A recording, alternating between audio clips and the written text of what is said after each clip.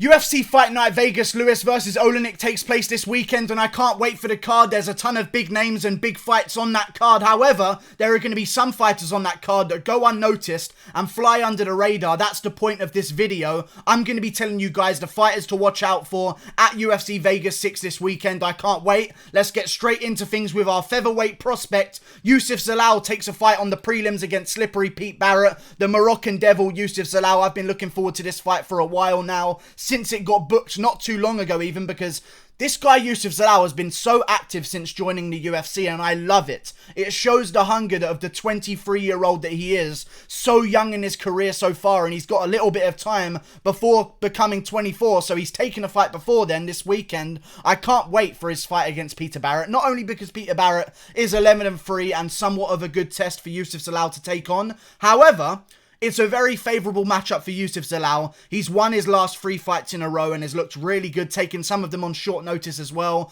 He had a fight with Jordan Griffin, won that fight by unanimous decision. I have a ton of respect for Jordan Griffin. He's a veteran of the game. He's a tricky fighter. He's never out of the fight. He's got great grappling. And in fact, I actually picked Jordan Griffin to beat Yusef Zalal. Now I'm on the Yusef Zalal hype train because he beat Jordan Griffin. Jordan Griffin, I thought, was going to give Yusef Zalal a lot of grappling problems because Yusef Zalal has had some grappling issues in his past. He's a very good striker, but as part of his game that he needs a little bit of help in is his grappling. But he went out there against Jordan Griffin, shut down the grappling, implemented his striking. I love to watch it, showing me that he's working on his holes in his game. Now he's taking on Peter Barrett, who I just don't think he's going to lose to whatsoever. Peter Barrett is a dangerous guy. Slippery Pete Barrett. He fought a lot of bums.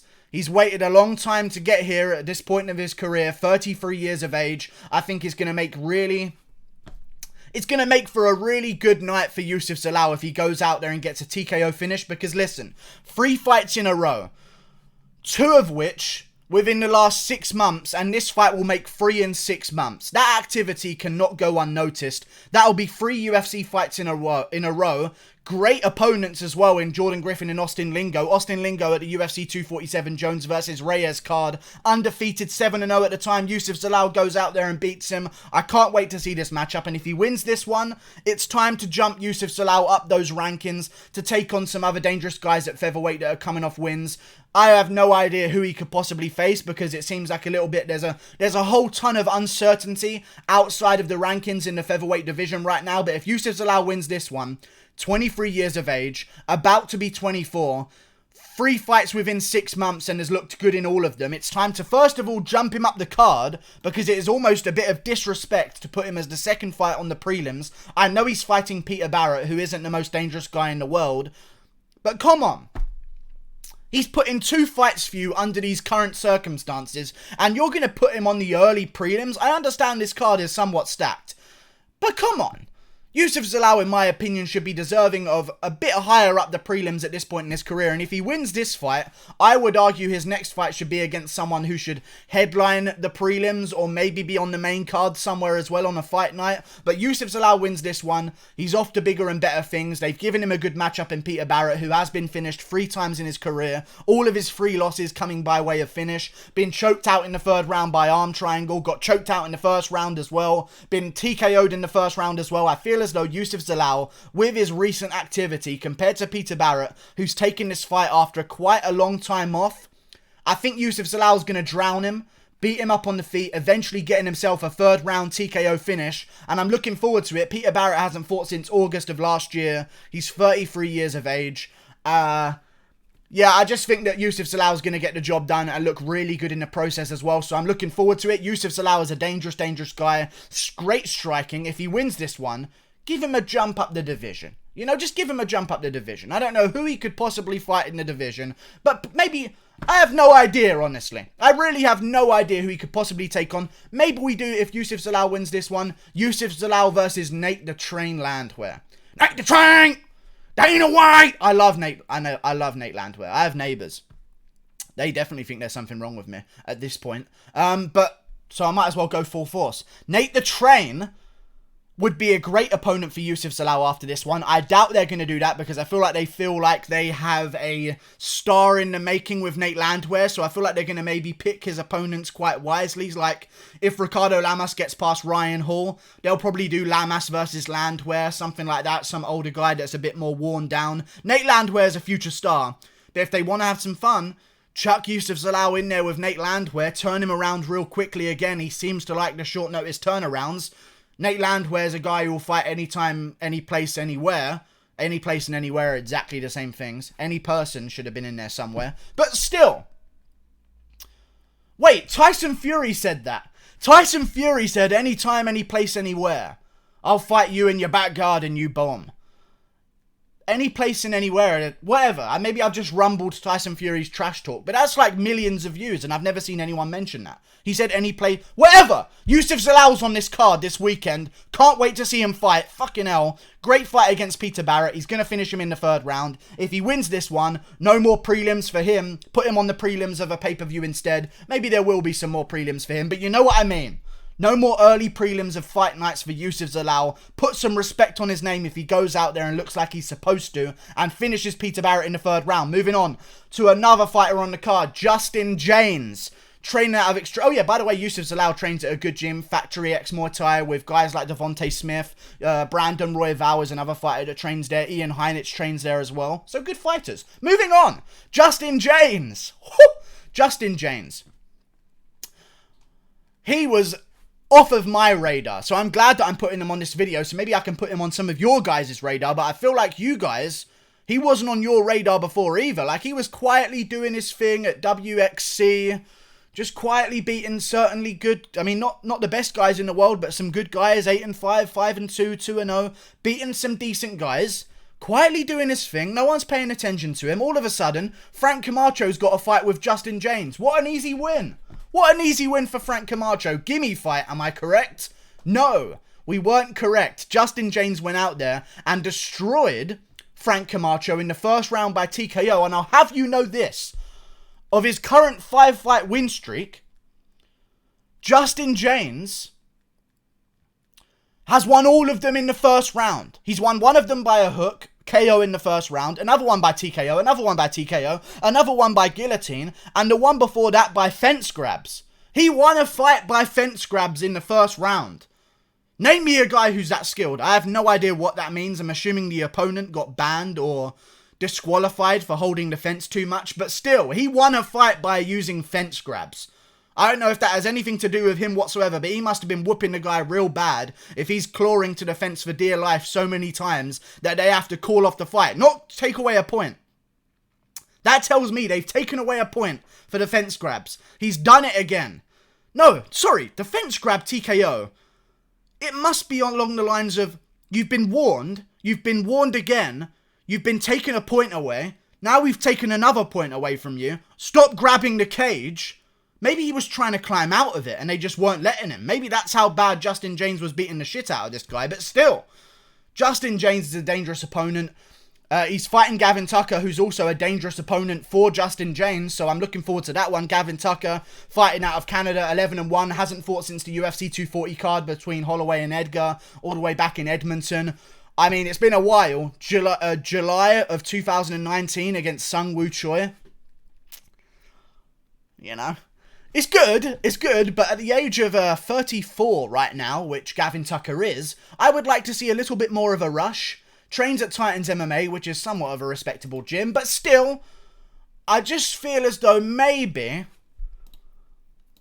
be a little bit more active at this point in your career. I think that Justin Jaynes is going to go out there and TKO Gavin Tucker in the 1st round. Gavin Tucker isn't a guy that's shown me he has anything wrong with his chin. That's not what I'm saying here whatsoever, but he has had one jump up in his career.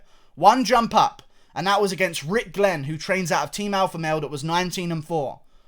He lost. Other than that, he's beat a bunch of guys that don't have the best records in the world at all.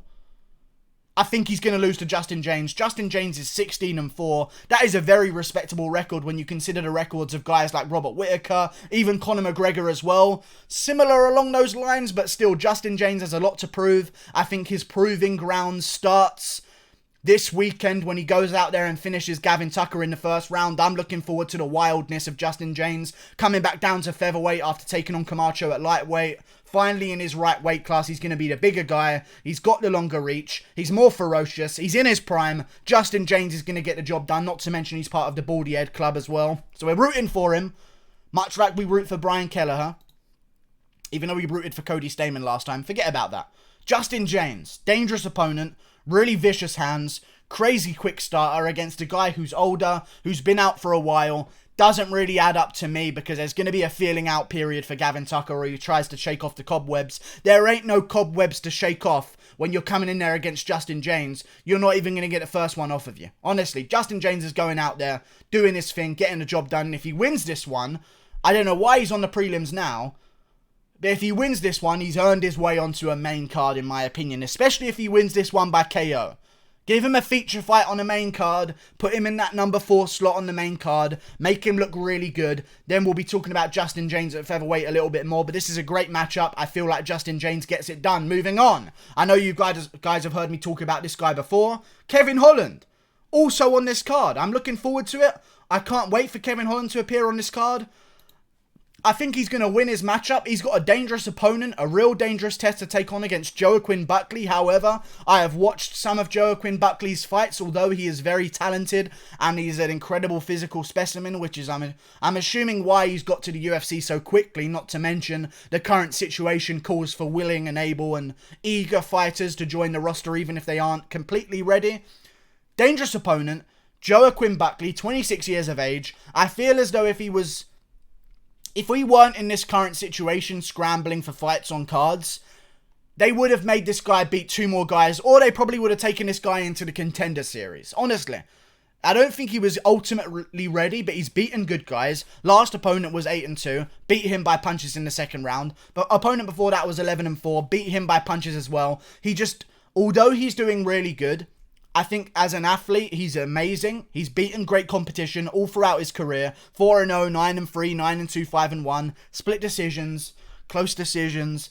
Has some moments where he gets cracked as well. I just don't see the fluidity that I do in Kevin Holland's stand-up game. And even though he's fought guys that have maybe a better ratio of a record than Kevin Holland, because Kevin Holland has a record of 17-5, not ridiculously impressive, but the opponents that he's fought against. He's been in the UFC and fought in the UFC for a short amount of time, but he still fought some great opponents. Look at the names. Gerald Meerschaert beats him by split decision. It was a close fight, though. Really close fight. John Phillips dominates him. Not really a great win, but still dominates him, makes it look easy and finishes him. Takes his debut against Thiago Santos.